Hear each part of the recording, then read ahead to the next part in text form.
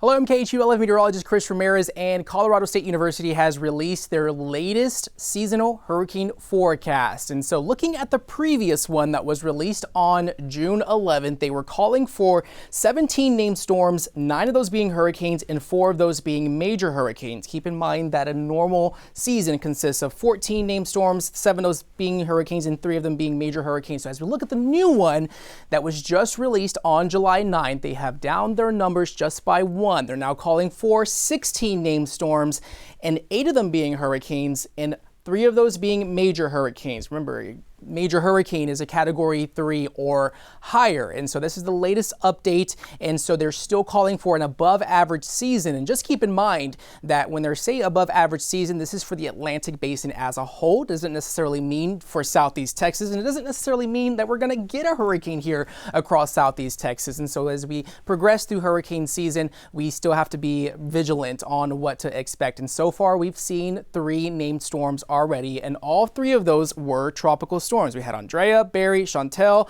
Of course, next on the list is Dexter, Aaron, Fernand, and Gabriel. So hopefully we won't get through all these names this season, but the peak of hurricane season, as a reminder, is in September. September 16th is that peak date. So as we look at the tropics right now, we are expecting quiet conditions, no activity expected for the next 7 days. We are still tracking these plumes of Saharan dust. This was over us the past couple of days. It's sort of dissipated and moved off towards the east over the deep south. But as we look further across the Caribbean Atlantic, we have another plume moving through the Caribbean right now that could eventually come into our neck of the woods by the end of next week. And then as you look closer off the coast of Africa, another plume moving in. And so what that dust does is it has a layer of dry air that usually tropical systems do not like. So it really just prevents that tropics from becoming active, and it prevents those tropical storms and hurricanes from forming. And that's what we're going to see for the next 7 days, so things are going to remain